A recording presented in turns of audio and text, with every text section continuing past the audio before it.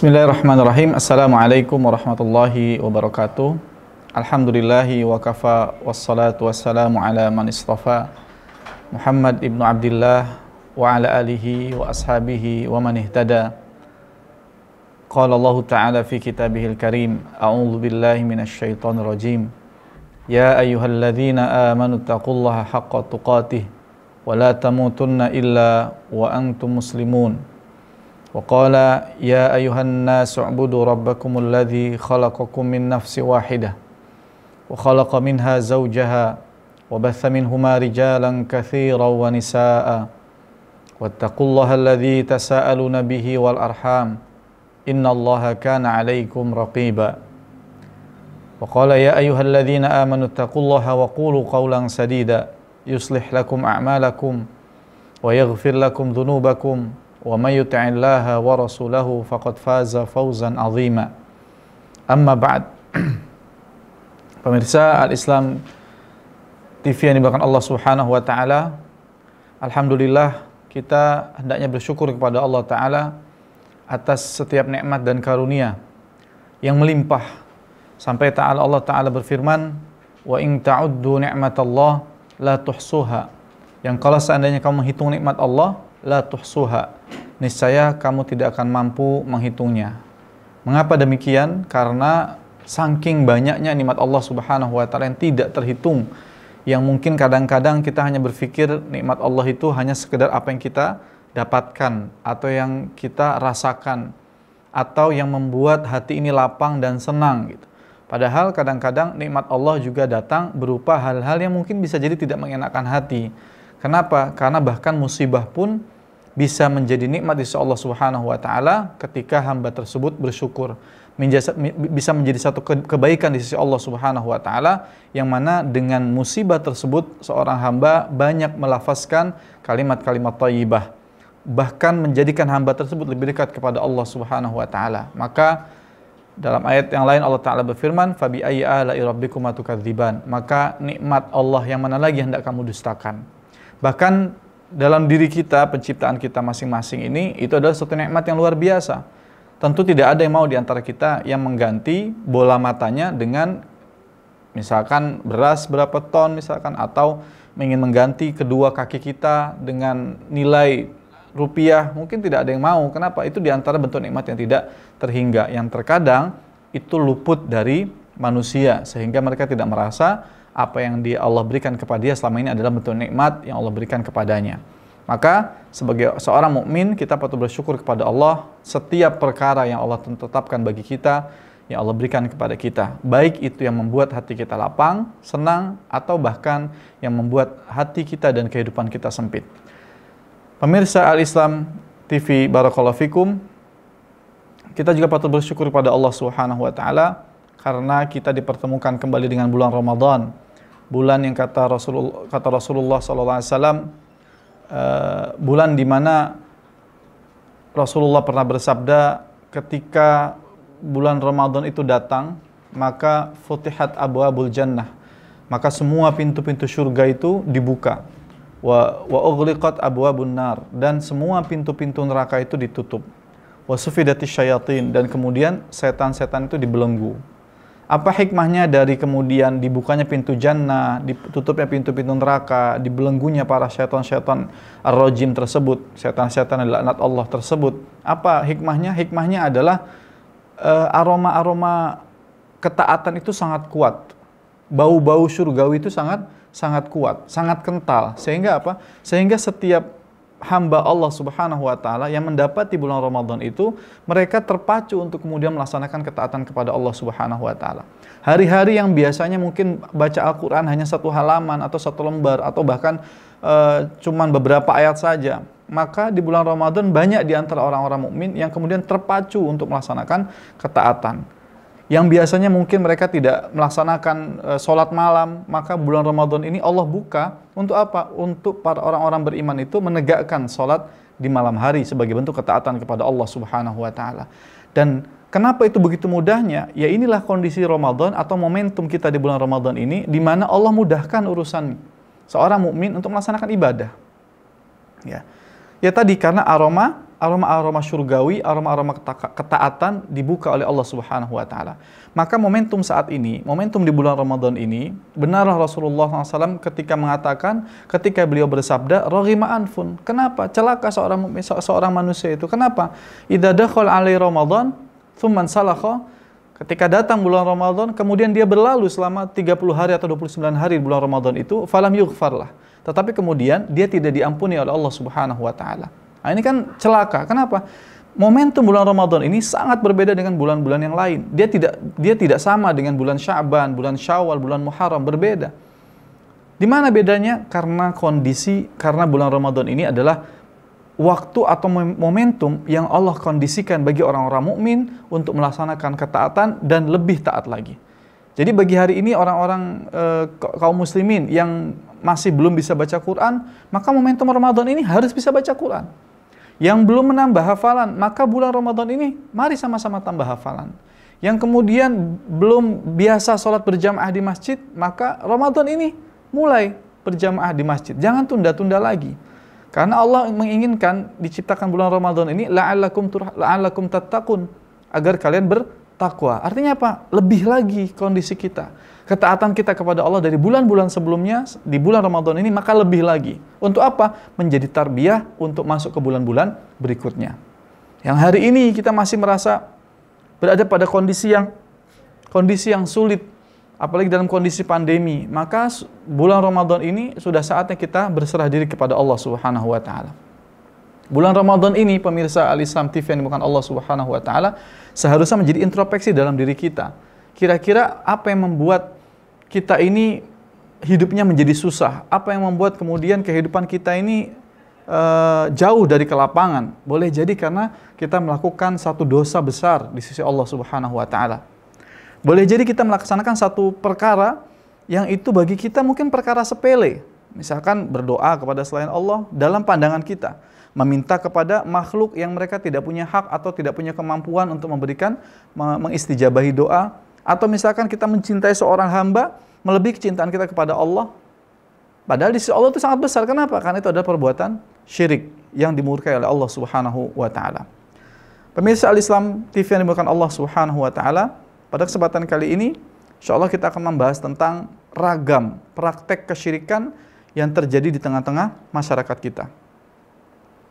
Kenapa ini begitu penting? Kenapa pembahasan tentang syirik ini begitu penting untuk diketahui oleh kaum muslimin? Karena memang dakwah para nabi dan rasul pertama kali menyampaikan dakwah kepada umatnya yaitu berkaitan dengan at-tauhid, berkaitan dengan al-aqidah, berkaitan dengan antara tauhid dan syirik. Kenapa? Karena pada masa-masa itu kesyirikan sedemikian merajalela. Ya, patung-patung dibuat, penyembahan-penyembahan kepada sapi, penyembahan-penyembahan kepada batu, penyembahan-penyembahan kepada pohon, penyembahan-penyembahan kepada tempat-tempat keramat saat itu sudah berlaku di tengah masyarakat jahiliyah. Maka diutuslah para nabi dan rasul Allah Subhanahu wa taala untuk memperingatkan bahwasannya perbuatan itu bukan menambah kebaikan tapi justru menambah kerusakan di berbagai bidang. Allah taala berfirman, a'udzubillahi minasyaitonirrajim, "Dhahara al-fasadu fil barri wal bahr bima kasabat aydin nas liyudhiqahum ba'dalladzi 'amilu la'allahum yarji'un." Kata Allah Subhanahu wa taala, telah nampak kerusakan fil barri wal bahr, di daratan dan di lautan, bima kasabat aydin nas. Hal itu disebabkan kenapa? Perbuatan tangan manusia. Liyudhiqahum ba'dalladzi 'amilu. Azab itu Allah timpakan atau kemudian musibah itu Allah timpakan kepada manusia, liyudhiqahum ba'dal 'amilu, agar mereka merasakan akibat dari perbuatan yang mereka lakukan. La'allahum yarji'un, agar apa?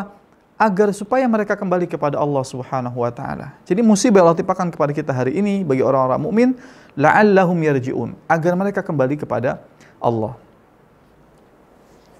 Yang menarik adalah, pemirsa Al-Islam TV yang dimuliakan Allah Subhanahu wa taala, kalimat dhaharal fasadu fil barri wal bahr, terjadinya kerusakan di daratan dan di lautan, bima kasabat aydin nas. Hal tersebut akibat perbuatan tangan manusia.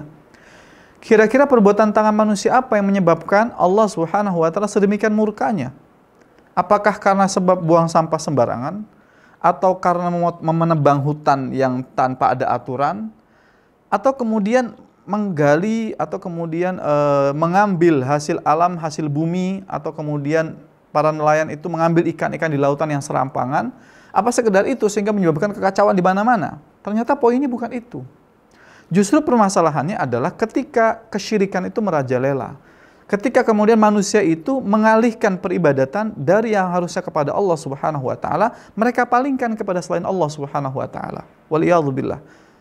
Apa bukti daripada perkara tersebut? Ayat sebelumnya, ayat ke-40-nya. Allah taala berfirman, Allahul ladzi khalaqakum, tsumma razaqakum, tsumma yumitukum, tsumma yuhyikum, kata Allah Subhanahu wa taala. Allah lah yang telah menciptakan kamu, Allah yang telah menciptakan kita. Tsumma razaqakum, kemudian Allah memberikan rezeki kepada kita. Tsumma yumitukum, kemudian yang mematikan kita. Tsumma yuhyikum, kemudian yang menghidupkan kamu. Jadi kita oleh Allah Subhanahu wa taala diciptakan, kemudian diberikan rezeki, kemudian dimatikan nanti, kemudian dihidupkan kembali. Apa kata Allah Subhanahu wa taala? Hal min syurakaikum man yaf'alu min dzalikum min syai'.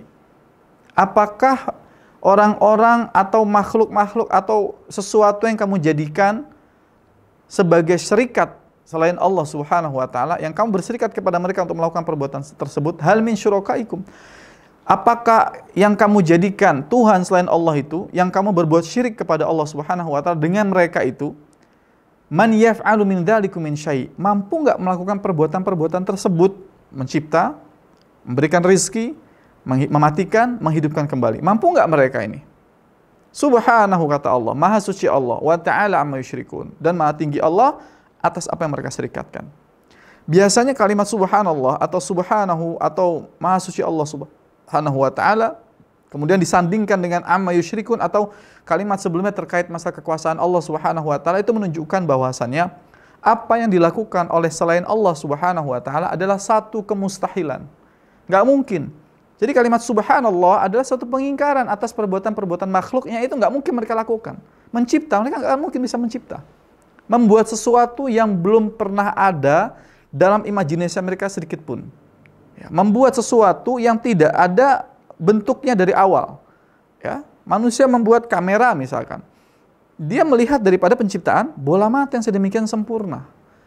Lampu misalkan, dari matahari yang memiliki cahaya, betapa manfaatnya kita mendapatkan cahaya lampu. Atau kemudian yang lebih luas daripada itu misalkan, membuat helikopter, mereka mendapatkan inspirasi dari capung yang Allah ciptakan. Pesawat tempur, mereka melihat betapa cepatnya kecepatan dari terbangnya seekor walet misalkan, atau ternyata ada yang lebih cepat daripada itu, yaitu elang alap-alap. Mereka terinspirasi dari berbagai ciptaan yang Allah buat di muka bumi ini. Maka manusia tidak akan mampu mencipta. Atau kemudian seperti logikanya Namrud ketika dia berdialog dengan Ibrahim alaihissalam, dia mengatakan, Allah Ta'ala berfirman dalam surah Al-Baqarah, Alam tara ilal ladzi haja Ibrahim fi rabbih an atahu Allahul mulk. Apakah kamu tidak memperhatikan ketika seorang raja itu berdialog atau mendebat Nabi Ibrahim alaihissalam, idz qala Ibrahim rabbiyalladzi yuhyi wa yumit. Jadi raja itu menantang Ibrahim untuk mendatangkan kekuasaan Tuhannya. Maka kata Ibrahim, rabbiyalladzi yuhyi wa yumit. Rabbku adalah yang menghidupkan dan mematikan. Tuhanku yang menghidupkan dan mematikan. Kemudian dengan lugunya atau dengan bodohnya dia mengatakan, raja ini mengatakan, qala ana uhyi wa umit. Dia mengatakan, saya menghidupkan dan mematikan. Logikanya seperti apa? Dia datangkan dua budak, dia pembantunya, dua orang pembantunya didatangkan, kemudian yang satu dibunuh, yang satu kemudian dibiarkan hidup. Qala ana uhyi wa umit. Dia dengan dia mengatakan, saya menghidupkan dan saya mematikan. Tuh lihat, yang satu saya matikan, yang satu saya hidupkan. Ini kan logika dungu.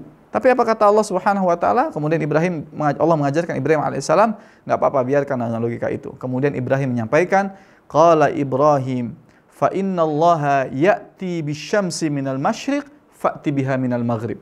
Kata Ibrahim alaihissalam, oke, enggak apa-apa kalau begitu. Sekarang begini tantangannya. Rabbiyalladzi qala Ibrahimu rabbiyalladzi, gimana ayatnya? Malu Pak saya. Qala Ibrahim fa innallaha ya'ti bisyamsi. Kata Ibrahim alaihissalam, fa innallaha ya'ti bisyamsi minal masyriq. Ibrahim mendatangkan Allah Subhanahu wa taala, Rabbku, dialah yang mendatangkan matahari itu terbit dari timur. Fa'ti biha minal maghrib. Maka coba kamu datangkan dia dari barat. Fabuhital ladzi kafar. Maka orang kafir itu terdiam 1000 bahasa. Tentu dia nggak bisa menjawab. Karena apa? Karena ini adalah hak punya Allah Subhanahu wa Ta'ala. Mencipta, mematikan, menghidupkan, kemudian mengatur alam semesta ini, mengeluarkan dari timur, menutup dari barat, itu semua kekuasaan Allah Subhanahu wa Ta'ala. Maka kalimatnya Subhanahu wa Ta'ala amma yusyrikun. Maka orang yang kamu syirikatkan selain Allah itu, wallahi dia tidak akan mampu melakukan hal tersebut. Jadi kalimat pengingkaran atas apa yang diperbuat orang-orang musyrik tersebut. Maka pemirsa Al-Islam TV yang dimuliakan Allah Subhanahu wa Ta'ala menjadi perkara yang sangat penting, apalagi di kondisi hari ini kita di akhir zaman yang penuh dengan fitnah. Karena kesyirikan juga ternyata mengikuti perkembangan teknologi. Ya, kalau dulu pakai pamflet, hari ini sudah bisa pakai sosial media. Hari dulu masih malu-malu ngaku sebagai dukun paranormal, hari ini jelas-jelas tampil ke sosial media atau tampil di media untuk menunjukkan bahwasanya saya mampu mengatur perkara yang gaib. Nanti negara ini akan begini. Nanti kota ini akan terjadi bencana ini dan itu dan lain sebagainya. Dan itu sudah terang-terangan dan merasa bangga. Bahkan sebagian menganggap ini ada satu profesi. Menjadi apa? Menjadi Tuhan selain Allah Subhanahu wa Ta'ala. Maka di zaman yang penuh fitnah ini, kiranya kita perlu mengenal apa kira-kira permasalahan-permasalahan kesyirikan atau ragam kesyirikan yang terjadi di tengah-tengah masyarakat kita hari ini. Ya, jamankan Allah Subhanahu wa Ta'ala, sebelum kita masuk kepada pembahasan ragam tersebut, saya perlu ingatkan betapa besarnya dosa syirik di hadapan Allah Subhanahu wa Ta'ala. Allah Ta'ala berfirman dalam surah An-Nisa ayat ke-48. Allah Ta'ala berfirman, a'udzubillahi minasyaitonirrajim, innallaha la yaghfiru ay yushraka bihi wa yaghfiru ma duna dzalika liman yasha wa man yusyrik billah faqad iftara itsman 'azima. Sesungguhnya Allah Subhanahu wa Ta'ala la yaghfiru ay yushraka bihi, tidak mengampuni dosa syirik. Wa yaghfiru ma duna dzalika liman yasha, dan dia mengampuni segala dosa yang di luar daripada syirik. Wa may yusyrik billah faqad iftara itsman 'azima, karena sesungguhnya barang siapa yang berbuat syirik, maka dia telah melakukan perbuatan yang besar, perbuatan dosa yang sangat besar. Ya. Maka kembali kepada tadi saya bacakan surat Ar-Rum, ya, ayat ke-30, 40 dan 41, penyebab kerusakan di muka bumi ini sebabnya adalah kesyirikan. Jadi ayat 40 menyebutkan tentang zat Allah, Allah menyebutkan status dirinya yang mencipta, yang memberikan rizki, yang mematikan dan menghidupkan kembali. Maka Allah melanjutkan ayat selanjutnya, terjadinya kerusakan di muka bumi ini, daratan dan di lautan akibat perbuatan tangan manusia. Apa perbuatan manusia tersebut? Yaitu perbuatan syirik yang dimurkai oleh Allah Subhanahu wa Ta'ala.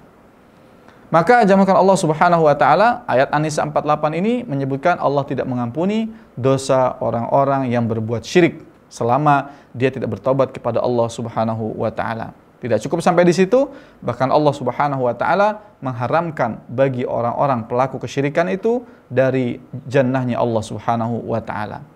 Pemirsa Al-Islam TV yang bukan Allah Subhanahu wa Ta'ala, Allah Ta'ala berfirman dalam surat Al-Maidah ayat ke-72. A'udzubillahi minasyaitonirrajim. Innahu may yusyrik billah faqad harrama 'alaihil jannah wa ma'wahun nar wa ma lidh-dhalimin min ansar.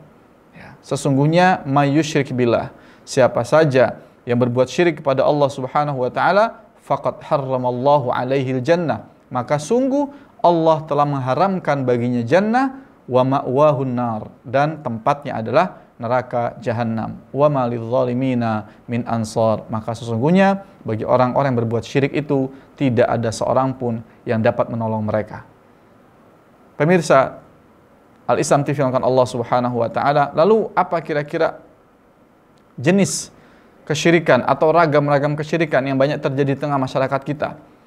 Yang pertama adalah syirik yang terkait dengan niat, maksud atau tujuan, di mana seorang hamba melaksanakan ibadah kepada Allah Subhanahu wa Ta'ala yang seharusnya peribadatan itu diniatkan untuk Allah Subhanahu wa Ta'ala, tapi dia palingkan untuk mendapatkan misal puja-puji dari manusia, atau kemudian mendapatkan atensi manusia. Kalau hari ini mungkin kita boleh katakan mereka melaksanakan ibadah kemudian dipublikasikan di sosial media, berharap likers yang banyak, berharap followers yang banyak, atau berharap subscriber yang lebih daripada apa yang dia inginkan dan lain sebagainya. Itu ibadah yang memang dia mengalihkan, yang harusnya ibadah itu hanya untuk Allah Subhanahu wa taala tapi dia palingkan. Sedekah yang harusnya hanya untuk Allah Subhanahu wa taala tapi dia palingkan hanya untuk mendapatkan kenikmatan dunia yang sedikit, ya. Bukan apa-apa, kasihan.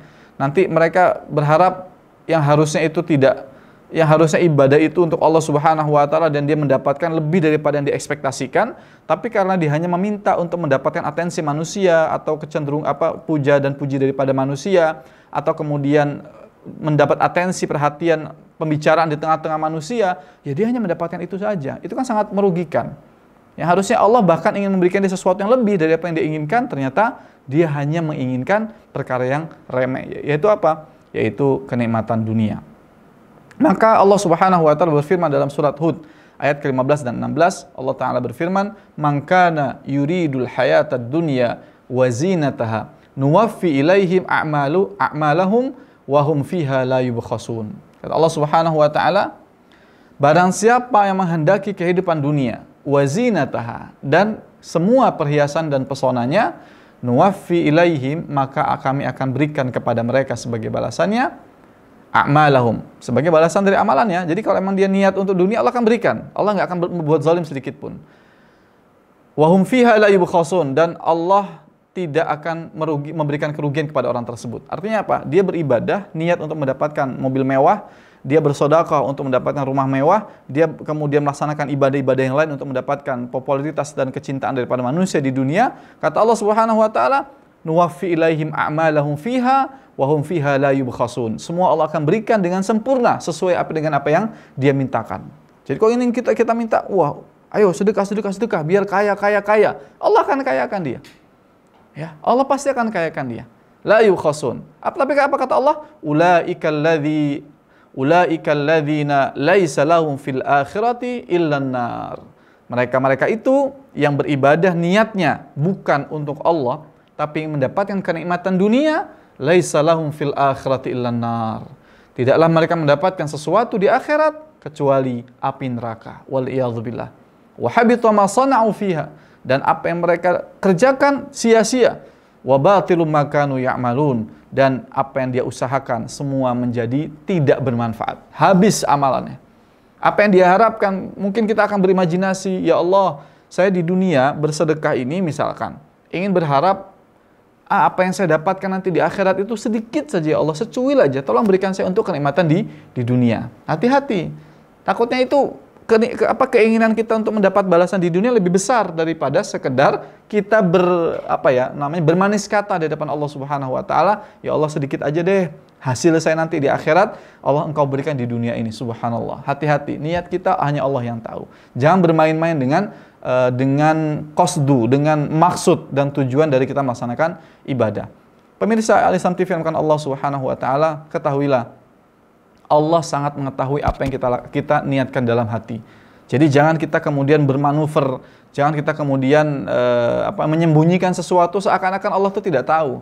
Jadi kalau emang kita mau bersedekah berharap dunia, Allah akan tahu, walaupun kita bungkus dengan kalimat-kalimat indah keukhrawian, tapi ketahuilah Allah ketahui apa yang di dalam hati kita. Maka hati-hati kalau kemudian karena hasil dari sedekah dengan niat kita ingin menjadi kaya itu, maka Allah kayakan. Khawatirnya apa?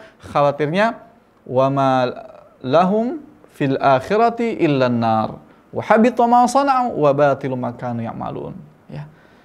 Udah habita ditambah batil, ya. Sudah terhapus amalannya, kemudian dibatalkan segala amal ibadah yang sudah pernah dia kerjakan di dunia. Kenapa? Karena niatan dia hanya sekedar mendapat keridhaan manusia atau berharap nilai dunia, baik itu puja-puji, mendapatkan kedudukan, mendapatkan pembicaraan di tengah-tengah masyarakat, atau mendapatkan subscriber, followers dan lain sebagainya. Kalau hari ini itu menunjukkan apa? Itu adalah niat sesungguhnya dan harus kita waspadai, ya.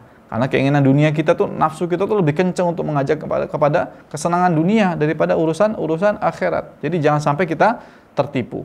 Nah, ini syirik dalam niat atau maksud dan tujuan kita. Hati-hati kalau kita memalingkan niat ini beribadah untuk mendapatkan di dunia sesuatu yang kita inginkan di dunia, khawatirnya Allah batalkan, Allah hapus amal kebaikan kita di dunia dan tidak mendapat jatah di akhirat. Wal iyadzubillah. Kemudian yang kedua, Pemirsa Al-Islam TV yang Allah Subhanahu wa taala, ragam syirik yang kedua adalah syirik dalam berdoa. Allah taala berfirman, a'udzubillahi minasyaitonirrajim, fa idza raqibu fil fulki da'allaha mukhlishina lahuddin falamma najjahum ilal barri idahum yusyrikun. Ya. Dan ketika mereka menaiki kapal, fil fulki da'allaha mukhlishin. Berdoa sungguh-sungguh. Kenapa? Takut tenggelam, takut terjadi kecelakaan. Coba anda yang masuk, misalkan ketika mau naik pesawat terbang, ketika mau lepas landas, Masya Allah, doanya khusyuk luar biasa. Dia lupa tuh dengan Tuhan selain Allah Subhanahu wa taala. Dia lupa itu. Ya, lupa dengan segala kemewahannya, lupa dengan segala kesombongannya. Langsung dia berdoa kepada, ya Allah, mohon selamatkan aku, ya Tuhan, selamatkan aku, dan sebagainya. Ya. Mukhlishina lahuddin, ikhlas, dia pasrah 100%. Ya, dan itulah yang diinginkan peribadatan kepada Allah Subhanahu wa taala. Pasrah. Tetapi Allah mensifati orang musyrik seperti apa? Ketika mereka naik kapal, naik kendaraan, ketika mereka dalam keadaan satu perkara yang tidak ada penolong lain selain Allah Subhanahu wa taala, mukhlishina lahuddin. Da'allaha mukhlishina lahuddin. Mereka berdoa kepada Allah dengan penuh keikhlasan. Falamma najjahum ilal barri idahum yusyrikun. Dan ketika Allah selamatkan dia di daratan, ketika sudah landing, ketika sudah kita kembali bersama teman-teman kita, keluarga kita, dan lain sebagainya, kita kembali kepada perbuatan-perbuatan yang itu masuk ke dalam kategori syirik kepada Allah Subhanahu wa taala. Kita lupa. Tadi kita baru berdoa kepada Allah, begitu nyampe rumah, nyampe daratan, kita bilang, wah, kalau bukan karena ini, kalau bukan karena itu, saya mungkin gak akan selamat. Kalau bukan karena kamu, saya mungkin gak akan selamat. Waliyadzubillah. Ketahuilah, semua itu hanyalah datang dari Allah Subhanahu wa taala. Ya. Jamaah yang Allah Subhanahu wa taala, pemirsa Al-Islam TV yang dimuliakan Allah Subhanahu wa taala, dalam syirik berdoa, kita berdoa kepada selain Allah Subhanahu wa taala, kita meminta keselamatan kepada selain Allah Subhanahu wa taala. Yang perlu kita garis bawahi adalah bahwasannya siapapun mereka, yang hidupkah itu atau yang matikah itu, yang solehkah itu, atau apalagi yang tidak soleh, maka hakikatnya mereka atau orang yang hidup dan soleh itu hanya bisa berdoa kepada Allah Subhanahu wa taala, tapi tidak bisa mengabulkan. Lah, kalau yang hidup saja dia tidak bisa mengabulkan pinta kita, apalagi yang mati. Orang-orang sudah meninggal dunia di kuburnya, apa yang mesti kita harapkan dari mereka? Tidak ada. Allah Subhanahu wa taala berfirman, a'udzubillahi minasyaitonirrajim, dzalikumullahu rabbukum lahul mulk. Sebelumnya ayat ini menceritakan tentang keesaan Allah Subhanahu wa taala, tentang kekuasaan Allah Subhanahu wa taala atas penciptaan di alam semesta ini, di jagat raya ini. Kemudian Allah menutup dengan kalimat dzalikumullahu rabbukum. Itulah Allah Subhanahu wa taala yang menciptakan kamu, Rabb kamu, Tuhan kamu. Lahul mulk, dialah yang memiliki kekuasaan semuanya. Walladzina tad'una min dunihi, dan orang-orang yang kamu mintakan kepada selain Allah Subhanahu wa taala, ma yamlikuna min qitmir. Dia tidak punya kuasa sedikit pun walaupun setebal kulit ari. Saking tipisnya. Menunjukkan mereka walaupun mereka punya kekuasaan itu, mereka tidak akan bisa menjawab doa-doa kalian. In tad'uhum, kalaupun mereka bisa mendengar, kalaupun kamu berdoa kepada mereka, la yasma'u du'aakum, mereka tidak bisa menjawab atau tidak bisa mendengar permintaan kalian. Walau sami'u mastajabu lakum, kalaupun mereka mendengar apa yang kita doakan, kita mintakan kepada mereka, ya, kepada Nyai Roro Kidul, misalkan Nyai Blorong, atau kepada pemilik kuburan yang diklaim sebagai wali misalkan, atau bahkan kuburan siapapun yang tidak klaim karena dianggap itu angker dan memiliki kekuatan magis di dalamnya, kemudian mereka berbondong-bondong datang ke sana. Wa in tad'uhum, kalau seandainya mereka jin-jin, syaitan-syaitan itu, penunggu-penunggu kuburan, penunggu-penunggu lautan itu, ya, mendengar doa-doa kalian, la mastajabu lakum, mereka tidak akan mampu memperkenankan pinta kalian. Mereka tidak akan mampu mengijabahi doa kalian. Wa yaumal qiyamati yakfuruna bisyirkikum. Dan nanti pada hari kiamat, orang-orang yang kalian mintakan selain Allah itu akan mengingkari atas apa yang sudah kalian lakukan. Wala yunabbi'uka mithlu khabir, dan tidak ada yang memberikan kabar seperti ini kecuali yang datang dari Allah Subhanahu wa taala yang Maha mengetahui. Pemirsa Islam TV yang Allah Subhanahu wa taala, itu syirik dalam berdoa. Jadi kalau berdoa udah pasrah kepada Allah langsung, ya. Nanti berbicara terkait apa waktu-waktu ijabah doa seperti misalkan pada asar, pada subuh, sholat malam dan lain sebagainya, itu nanti pembahasan tersendiri. Tapi poin di sini adalah syirik dalam berdoa, berdoalah hanya kepada Allah saja. Karena selain Allah tidak akan bisa mengijabahi doa kita, tidak akan bisa memperkenankan doa kita. Kalaupun misalkan pernah ada satu kasus orang datang ke dukun, datang kemudian ke paranormal, datang ke seseorang tertentu yang dianggap sakti, dan kemudian apa yang dia minta didapat, maka itu biiznillah, ya, biiznillah, bukan karena kekuatan mereka dan kekuasaan mereka. Ya, itu semua datang dari Allah Subhanahu wa taala, dan jangan sampai tertipu. Maka mintalah saja kepada Allah Subhanahu wa taala. Pemirsa Al-Islam TV yang Allah Subhanahu wa taala, yang ketiga yaitu syirik dalam ketaatan. Di mana banyak manusia hari ini lebih mengutamakan perintah makhluk daripada Khalik yang menciptakan mereka. Ya, terutama dalam perkara-perkara tentunya yang itu menjadi hak Allah Subhanahu wa taala. Misal Allah Ta'ala berfirman dalam surah At-Taubah ayat ke-31, A'udzubillahi minasyaitonirrajim, ittakhadhu ahbarahum wa ruhbanahum arbaba min dunillah wal masih ibn Maryam. Mereka, orang-orang Yahudi dan Nasrani itu, ittakhadhu ahbarahum wa ruhbanahum andada min dunillah, yaitu andad. Siapa? Yaitu tandingan-tandingan selain Allah Subhanahu wa taala, wal masih ibn Maryam. Dan juga mereka menjadikan Isa bin Maryam sebagai Tuhan selain Allah. Wa ma umiru illa liya'budu ilaha wahida. Padahal tidaklah mereka diperintahkan kecuali agar mereka beribadah kepada Allah saja sebagai Rabb, Tuhan yang satu. La ilaha illahu subhanahu amma yusyrikun. Tidak ada ilah yang berhak disembah melainkan Allah Subhanahu wa taala. Ya, Maha suci Allah atas apa yang mereka syirikatkan.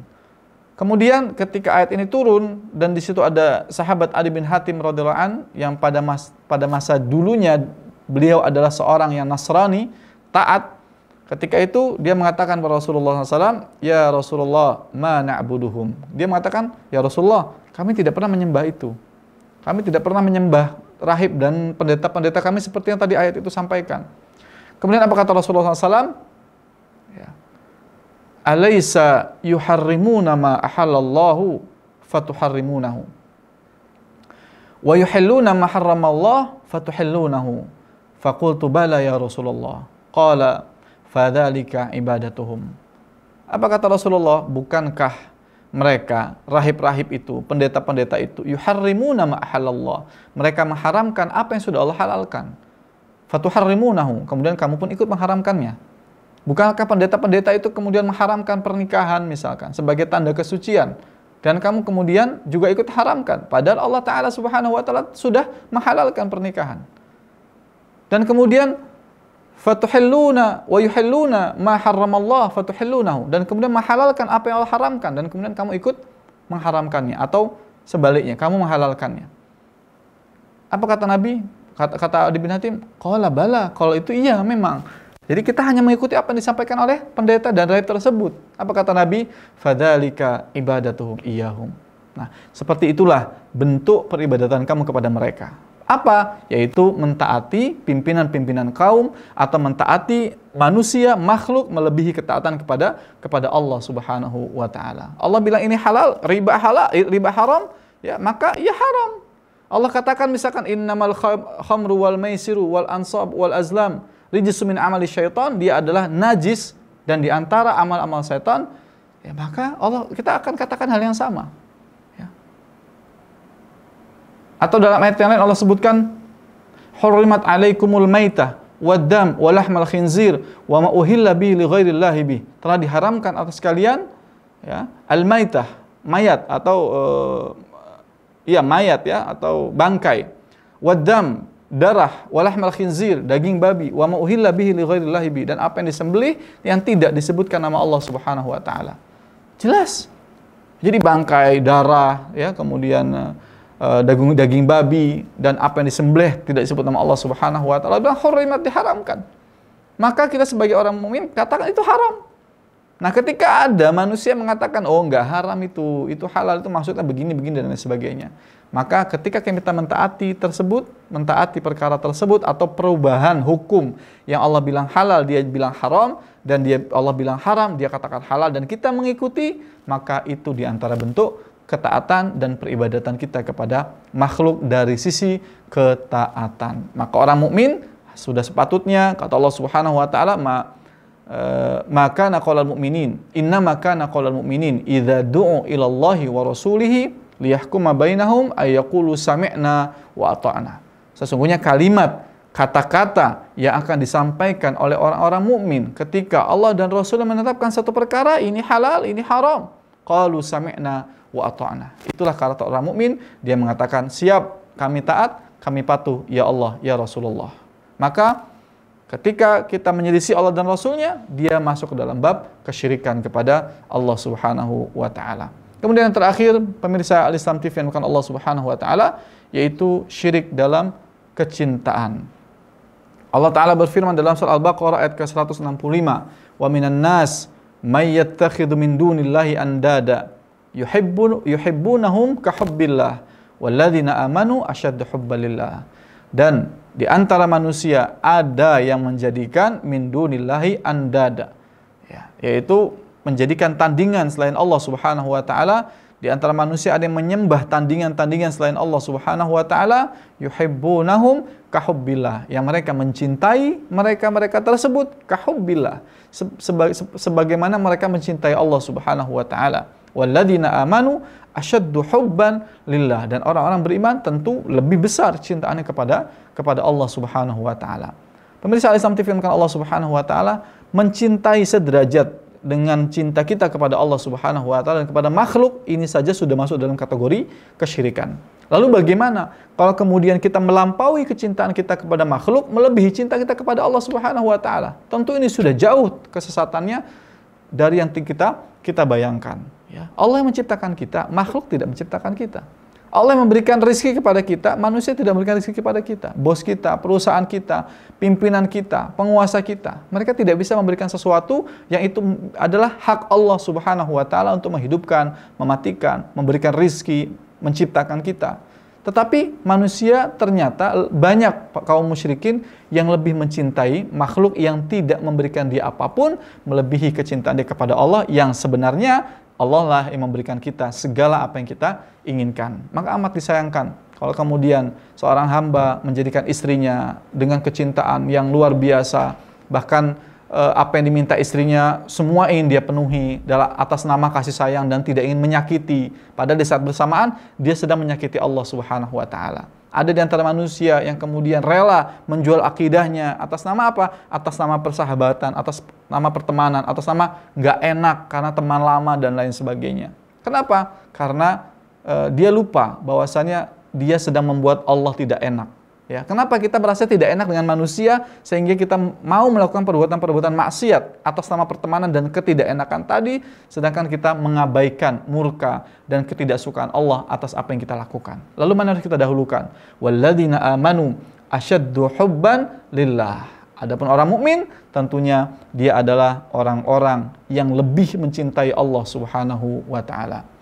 Pemirsa Al-Islam TV yang Allah Subhanahu wa taala, ini adalah ragam kesyirikan yang berlaku di tengah-tengah masyarakat kita, dan ini amat mengkhawatirkan. Kenapa? Karena kalau ini berlaku di tengah-tengah masyarakat kita, maka jangan aneh kalau kemudian berbagai kerusakan, berbagai ketimpangan, kemudian urusan yang tidak pernah selesai, permasalahan di negeri kita atau di keluarga kita atau di lingkungan sekitar kita, itu penyebabnya karena kesyirikan yang merajalela. Kenapa kesyirikan merajalela kemudian menyebabkan kehancuran? Karena syirik adalah induk dari segala kemungkaran. Kalau syirik dibiarkan, maka ibadah-ibadah yang lain atau kemudian kemungkaran-kemungkaran yang lain akan lebih mudah merajalela dan menetap di tengah-tengah masyarakat kita. Wal'iyadzubillah. Pemirsa Al-Islam TV yang Allah Subhanahu wa taala, demikian yang dapat saya sampaikan. Mohon maaf atas segala kekeliruan. Al-haqqu min rabbika fala takunanna minal mumtarin.